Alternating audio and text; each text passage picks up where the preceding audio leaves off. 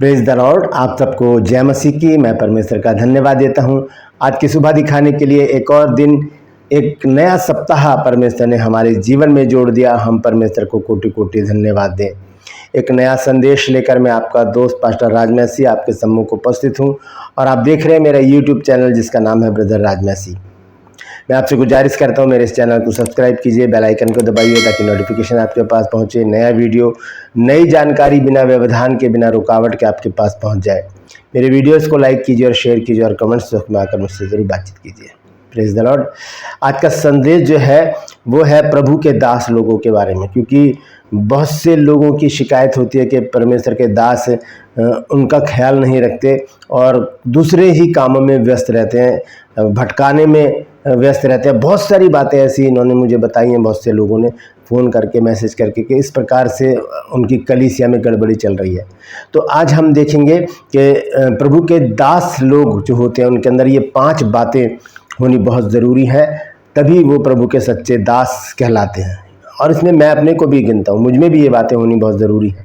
मैं किसी के ऊपर उंगली नहीं उठा रहा, मैं अपने को भी उसमें देख रहा हूँ कि ये बातें मुझ में भी होनी बहुत ज़रूरी है। अगर मैं प्रभु का दास अपने को कहता हूँ या लोग मुझे प्रभु का दास या पास्टर कहते हैं, तो मेरे अंदर भी इन 5 बातों का होना बहुत ज़रूरी है। तो क्या है वो 5 बातें, इसे हम आगे चलकर देखेंगे। तो बने रहिए मेरे साथ, पूरा संदेश सुनिए और इसे शेयर कीजिए ताकि और भी लोग इन बातों को जानें, खास तौर से वो पास्टर लोग जिनके अंदर ये 5 बातें नहीं हैं। ये बहुत ज़रूरी बातें हैं, इनको हम सीखेंगे और आगे बढ़ेंगे।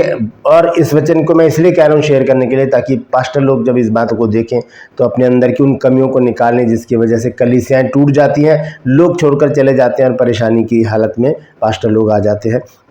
तो इसलिए बहुत ज़रूरी है ये वचन। Praise the Lord. True pulse में आज का सवाल है कि कौन लोग हैं जो तारों के समान, तारों की नाई प्रकाशमान होंगे? कौन लोग हैं वो? जानते हैं तो कमेंट्स में लिख दीजिए, नहीं तो डिस्क्रिप्शन में आपको इस सवाल का जवाब मिल जाएगा। Praise the Lord. आइए एक छोटी सी प्रार्थना करते हैं, फिर उसके बाद आज के वचन में चलेंगे। प्रभु जी, मैं धन्यवाद देता हूँ आज की सुबह दिखाने के लिए और विनती करता हूँ प्रभु जी, आज के वचन को भी शेयर करने मेरी मदद सहायता कर। मेरे होठों को, मेरे दिल दिमाग को छू कर ब्लेस कर। मेरी आत्मा और मेरा शरीर तेरे ही कब्जे में रहे, ताकि बोलने वाला मनुष्य नहीं बल्कि तेरा आत्मा हो। जो भी गुड़ भेद की बातें आज के इस वचन में छिपी हैं वो हम पे प्रकट करना। परमपिता परमेश्वर, जितने भी लोग इस वचन को देख रहे हैं, सुन रहे हैं, उन सब पर मैं तेरी आशीष बोलता हूँ प्रभु। हर एक को आशीषित कर, हर एक की रोग, बीमारी, चिंता, परेशानी, दुख, तकलीफें, लड़ाई झगड़े, मनमुटाव, बांझपन, कर्जा, नशा, बेरोजगारी, कमी, घटिया, बुरी बीमारी और तलाक की समस्याएं हर एक घर से दूर कर दे प्रभु। अपने बच्चों के जीवन में अद्भुत और बड़े काम करता कि उनके घरों में आनंद मनाया जाए। जो लोग खो गए हैं प्रभु, उन्हें भी उनके घरों तक वापस पहुंचा प्रभु, ताकि उन घरों में आनंद मनाया जाए और तेरे बच्चे गवाही दे के प्रभु यीशु मसीह ने हमारे जीवन में बड़ा काम किया है। मैं धन्यवाद देता हूं प्रभु, तूने मेरी प्रार्थना को सुन लिया। यीशु नासरी के नाम से मांगता हूं, आमीन, आमीन, फिर आमीन। Praise the Lord. तो आइए आज के संदेश को शुरू करेंगे। संदेश है प्रभु के दास की 5 पहचान। सबसे पहले हम देखेंगे कि संत पौलुस इसी विषय पर परेशानी में है, दुविधा में है कि करें तो करें क्या। तो फिलिपियों की पत्री जब लिखी संत पौलुस ने, तो वहाँ पर एक बात लिखी है, वो मैं आपको पहले पढ़ाता हूँ, उसके बाद हम आगे चलेंगे। 2 अध्याय है और उसकी 19 और 20 आयत। देखिए क्या लिखा है। मुझे प्रभु यीशु मसीह में आशा है कि मैं तीमुथियुस को तुम्हारे पास तुरंत भेजूंगा, ताकि तुम्हारी दशा सुनकर मुझे शांति मिले, क्योंकि मेरे पास ऐसे स्वभाव का कोई नहीं जो शुद्ध मन से तुम्हारी चिंता करे। और फिर देखिए 21 पद में क्या लिखा है। क्योंकि सब अपने स्वार्थ की खोज में रहते हैं, ना कि यीशु मसीह की। सब अपने स्वार्थ की खोज में रहते हैं। सब मतलब पौलुस इस दुविधा में है कि मैं किसको भेजूं। तीमुथियुस को तैयार किया, जो तीमुथियुस को कहा जाता है, पौलुस का पुत्र कहा जाता है तीमुथियुस को, मुंह बोला बेटा। और पौलुस के साथ तीमुथियुस ने सेवकाई की थी जब इफिसुस में ये लोग थे। तो ये विषय अलग है, लेकिन हम यहाँ देख रहे हैं फिलिपियों में संत पौलुस कहते हैं कि मैं किसको भेजूं, कोई भी ऐसे स्वभाव का नहीं है। लिखा, क्योंकि मेरे पास ऐसे स्वभाव का कोई नहीं जो शुद्ध मन से तुम्हारी चिंता करे, क्योंकि सब अपने स्वार्थ की खोज में रहते हैं, ना कि यीशु मसीह की। मैं यहाँ पर आपको बताना चाहता हूँ कि संत पौलुस ने अपनी एक शंका को जाहिर किया है, एक दर्द है उसके अंदर, एक पीड़ा है कि कौन है ऐसा जिसको मैं वहाँ पर भेजूँगा।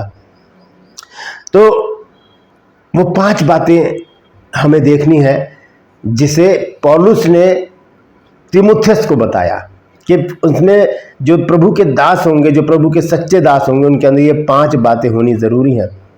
तो हम देखेंगे धीरे धीरे आगे चलकर, लेकिन सबसे पहले हम देखते हैं यूहन्ना, पहला यूहन्ना 4 अध्याय और उसका पहला पद। यहाँ यूहन्ना लिखता है कि हे प्रियो, हर एक आत्मा की प्रतीति ना करो, वरन आत्माओं को परखो कि वे परमेश्वर की ओर से हैं कि नहीं, क्योंकि बहुत से झूठे भविष्यवक्ता जगत में निकल खड़े हुए हैं। लिखा है हर एक आत्मा, आत्मा मतलब लोगों की प्रतीति ना करें, मतलब हर एक पर विश्वास ना कर लें जल्दी से। हाँ ये तो बहुत अच्छे है, ये तो बहुत अच्छे टीचर है, ये तो बहुत अच्छे प्रीचर है, ये तो बहुत अच्छा काम करते हैं, इस तरह से एकदम से किसी के ऊपर विश्वास ना करें। क्योंकि चमत्कार तो, जादू टोना तो ये जादूगर भी करते हैं। चमत्कार तो जब हम निर्गमन में पढ़ते हैं, फिरौन के पास जब अब्राहम और हारून गए थे, तब अब्राहम ने जब मूसा और हारून गए थे, मूसा और हारून जब वहाँ पर गए थे तो मूसा ने अपनी लाठी के द्वारा वहाँ पर बहुत सारे आश्चर्य कर्म दिखाए, तो वहाँ के जादूगर थे, उन्होंने भी ऐसे करके दिखाया। तो चमत्कार को नमस्कार हमें नहीं करना, बल्कि हमें क्या करना है, सच्चाई को देखना, सच क्या है। यहाँ पर यूहन्ना कहता है कि हे प्रियो, हर एक आत्मा की प्रतीति ना करो, एकदम से किसी के ऊपर विश्वास ना करने लग जाए। और दूसरी बात, वरन आत्माओं को परखो कि वे परमेश्वर की ओर से है कि नहीं, क्योंकि बहुत से झूठे भविष्यवक्ता जगत में निकल खड़े हुए हैं। बहुत से, 2-4 नहीं है, 10-12 नहीं है, बहुत से हैं जो भरमा लेंगे, अपने पीछे भीड़ की भीड़ लेकर चलेंगे, भीड़ की भीड़ लेकर चलेंगे। तो यहाँ पर मैं भीड़ को निगलेक्ट नहीं कर रहा, भीड़ यीशु मसीह के पीछे भी चलती थी, यीशु मसीह भी बहुत सारी भीड़ के साथ चलते थे, तो वो बात नहीं है। लेकिन झूठे भविष्यवक्ताओं को पहचानने की ज़रूरत है। कैसे पहचानेंगे हम उनको? उनके अंदर उन 5 बातों को हम देखेंगे, परखेंगे, अच्छी तरह से परखें उनको, ये 5 बातें उनके अंदर हैं या नहीं है। अगर नहीं है तो उनसे अलग हो जाए, अगर हैं तो उनके साथ रहें, 1 साल 2 साल वर्षों तक उनके साथ रहे, काम करें, प्रभु के वचन को सीखें और आगे बढ़ते चले जाएं। तो आइए देखते हैं तीमुथियुस को संत पौलुस ने क्या बातें बताई परमेश्वर के दास के बारे में। आइए देखेंगे दूसरा तीमुथियुस 2 अध्याय 23 से 26 पद तक मैं पढ़ूंगा। यहाँ पर देखिए क्या लिखा है। पर मूर्खता और अविद्या के विवादों से अलग रहे, क्योंकि तू जानता है कि उनसे झगड़े उत्पन्न होते हैं। मूर्खता की यानी कि बहस करना और किसी की भी क्लास लगाना, किसी को भी बुरा भला कह देना, चाहे कोई भी हो। देखिए, अगर कोई प्रभु का काम कर रहा है तो हमें उस पर उंगली उठाने की ज़रूरत नहीं है। परमेश्वर उसका लेखा उसको देगा। अगर वो गलत कर रहा है तो भी, सही कर रहा है तो भी, न्याय करने का काम परमेश्वर का है। तो यहाँ पर तीमुथियुस को संत पौलुस जब लिखते हैं तो वो कहते हैं कि पर मूर्खता और अविद्या के विवादों से अलग रहे, क्योंकि तो जानता है कि उनसे झगड़े होते हैं, उनसे झगड़े होते हैं।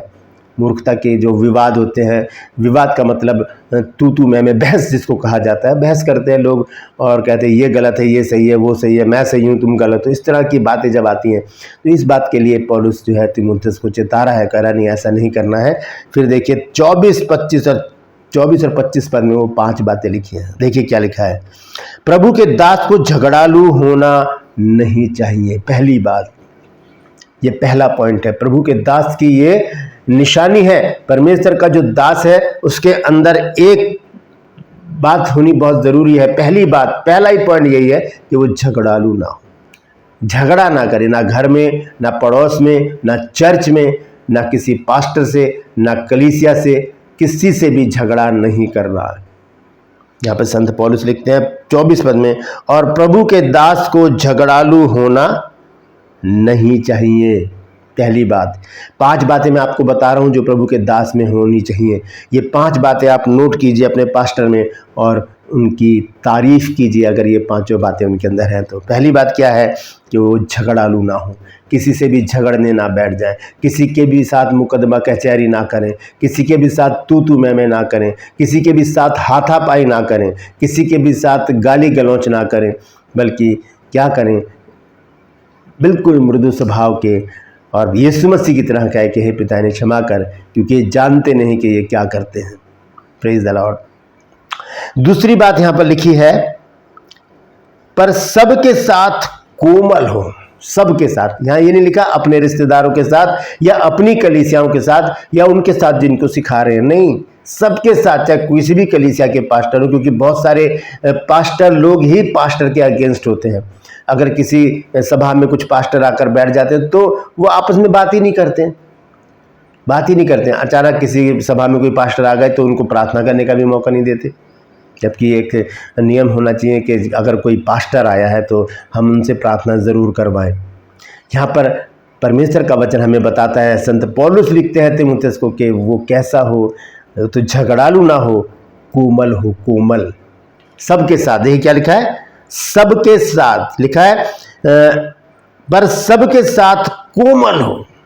यही बात फिलिपियों को जब पत्री लिखी थी संत पौलुस ने, तो वहां पर भी कहा था, जब हम पढ़ते हैं फिलिपियों 4 अध्याय और उसके 4 पद में, तो लिखा है, प्रभु में सदा आनंदित रहो। मैं फिर कहता हूं आनंदित रहो। 4 आयत में तो ये लिखा है, लेकिन 5 में देखिए संत पौलुस क्या कहते हैं, तुम्हारी कोमलता सब मनुष्यों पर प्रकट हो, प्रभु निकट है। हमारी कोमलता, जो प्रभु के दास लोग हैं, उनकी कोमलता सब मनुष्यों पर प्रकट होनी चाहिए, ना कि अपनों पर, अपने परिवार पर, अपने रिश्तेदारों पर, अपने दोस्तों पर, अपनी कलीसिया पर, अपने पत्नी पर, बच्चों पर नहीं, सब पर कोमल स्वभाव को दर्शाना है। परमेश्वर के दास को कठोर नहीं बनना है, गाली गलौज का वाला नहीं बनना है, जवाब देने वाला नहीं बनना है। यानी कि जवाब देने का मतलब कि क्रोध में आकर कुछ भी कह देने वाला। तो हम जब हमें जब कोई कुछ कहते, जैसे मैंने पिछले दिनों आपको बताया था कि किसी भाई ने कहा कि सुधर जाओ, तो मैंने कहा ठीक है मैं सुधर जाऊंगा, लेकिन इसका मतलब बताओ क्या है। तो ये नहीं कि मैं उसका विरोध करने लगूं, मैं उसको कुछ बोलने लगूं, नहीं, हमें सबके साथ कोमल स्वभाव दिखाना है। क्यों दिखाना है, आगे चलकर संत पौलुस हमें समझाएंगे। तो सबके साथ कोमलता हमारी होनी चाहिए, सबके साथ।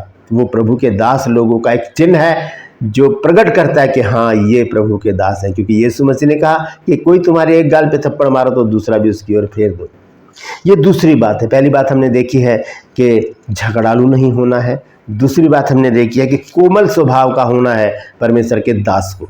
तीसरी बात लिखी है यहाँ पर, शिक्षा में निपुण, सिद्धहस्त, मास्टर हो शिक्षा में, ताकि अच्छी तरह से लोगों को सिखा सके। क्योंकि बहुत से लोग क्या करते हैं, विरोध भी करते हैं, लेकिन जो वचन की शिक्षा देता है, वचन से ही, अपना दिमाग या अपनी थ्योरी नहीं डालता उसमें, जो वचन से ही शिक्षा देता है वही सच्चा टीचर है, वही सच्चा प्रीचर है।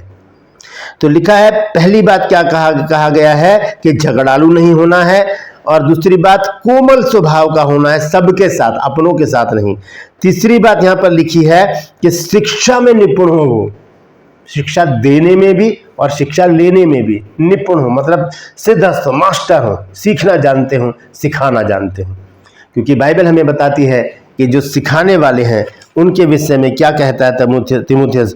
देखेंगे पहला तीमुथियुस को जब लिखा है संत पौलुस ने 5 अध्याय और उसके 17 पद में लिखा, जो प्राचीन अच्छा प्रबंध करते हैं, विशेष करके वे जो वचन सुनाने और सिखाने में परिश्रम करते हैं, 2 गुने आदर के योग्य समझे जाएं। 2 गुने आदर के योग्य कौन? जो शिक्षा में निपुण है, सिद्धहस्त है, मास्टर है, वो 2 गुने आदर के योग्य समझे जाएं। तो ये तीसरा पॉइंट मैंने आपको बताया है। तीसरा पॉइंट क्या है, मैं एक बार फिर से दोबारा से इसको पढ़ देता हूँ 24 पद को। प्रभु के दास को झगड़ालू नहीं होना चाहिए, पहली बात। और दूसरी बात क्या है, सबके साथ कोमल स्वभाव का होना चाहिए। तीसरी बात क्या है, शिक्षा में निपुण होना चाहिए, शिक्षा में सिद्धहस्त होना चाहिए, सब कुछ आना चाहिए, ताकि कोई भी कोई सवाल पूछ ले तो उसका जवाब उनको देना आता हो। ये नहीं कि कल बताऊंगा, परसों बताऊंगा या बाद में पूछ लेना, नहीं, ऐसा नहीं, उसका जवाब उन्हें आता हो। हाँ, ये बात अलग है, अगर आप बिजी हैं तो कह सकते हैं कि कुछ टाइम ठहर जाओ, मैं फ्री होकर आपको ये बता दूंगा या बता दूंगी। तो ये तीसरी चीज क्या है, तीसरा जो पॉइंट है वो है कि शिक्षा में निपुण। चौथा पॉइंट, सहनशील। जिसे कहा जाता है कि सहन करने वाला, जो सहन कर ले हर एक बात को। अगर कोई गाली दे रहा है तो सहन कर ले। यीशु मसीह को गाली नहीं दी, लोगों ने दी है, क्योंकि पहला पत्रस 2 अध्याय 20 आयत से अगर हम पढ़ते हैं तो वहां पर लिखा है, वो गाली सुनकर किसी को गाली नहीं देता था, दुख उठाकर किसी को धमकी नहीं देता था। तो परमेश्वर के दास लोगों को कैसा होना चाहिए? सहनशील, अगर कोई गाली भी दे रहा है तो शांत रहें, कोई कुछ अनाप शनाप भी बोल रहा है, शराब भी दे रहा है तो शांत रहें। अभी कुछ दिन पहले की बात मैं आपको बताता हूँ कि एक भाई है, तो उन्होंने बिना नाम बताए कि मैं कौन हूँ, कहाँ से हूँ, कुछ भी, वो मेरे को रोज़ मैसेज करते रहे। तो वो मैं जब मैं जानता नहीं किसी को तो बिना जाने में कैसे उनको आंसर करूँ, वो मैसेज करते रहे, बाइबल मैसेज करते थे। तो कई बार मैंने आमीन भी लिखा। फिर उसके बाद एक दिन उन्होंने मेरे को लिखा कि आपके अंदर बहुत घमंड है, आपकी सेवकाई 3 महीने में समाप्त हो जाएगी। ये श्राप उन्होंने दिया। तो मैं उनसे लड़ा नहीं, झगड़ा नहीं, लेकिन फिर मैंने उनसे कहा कि फिर उन्होंने एक वीडियो बनाया उस पर कि अगर मेरे से प्रार्थना करवाओगे तो, और उस पर उसे यूट्यूब पर भी डाला कि आपके अंदर घमंड है, अगर आप मेरे से प्रार्थना करवाओगे तो आपका श्राप दूर हो जाएगा। मैंने उस वीडियो को देखा, मेरी वाइफ ने देखा, फिर हमने उनको कॉल किया। मैंने कहा ब्रदर, अगर आपको ऐसा लगता है कि मेरी गलती है तो आप प्लीज़ मेरे लिए प्रार्थना करो। फिर उन्होंने मेरे लिए प्रार्थना की और बाद में कहा नहीं, मैंने आपको नहीं कहा था, जबकि वो मैसेज मेरे पास अभी भी पड़ा है। उन्होंने मुझे लिखा था कि आप घमंडी हो, आप आपकी जो सेवकाई है 3 महीने में समाप्त हो जाएगी। भविष्यवाणी की उन्होंने, श्राप दिया मेरे को, जो कुछ भी हो। लेकिन वो चीज़ मैंने उसके अगेंस्ट में मैं नहीं खड़ा हो गया, तुम कौन होते हो मुझे बोलने वाले, या मैंने उनको गाली गलौज नहीं करी या कुछ ऐसा, मैंने उनको कुछ नहीं कहा। मैंने उनको कॉल किया, मैं और मेरी वाइफ बैठे थे, प्रार्थना, सुबह की प्रार्थना जब हम एक साथ करते हैं, उसके बाद हमने कॉल किया उनको। फिर मैंने कहा भाई आप मेरे लिए प्रार्थना करो। फिर उन्होंने मेरे लिए प्रार्थना की। तो ये होता सहनशील, सहन कर लेना। कोई शराब दे रहा है, सहन कर ले, गाली दे रहा है, सहन कर ले, मार रहा है, सहन कर ले। यही सच्ची निशानी है परमेश्वर के दासियों की।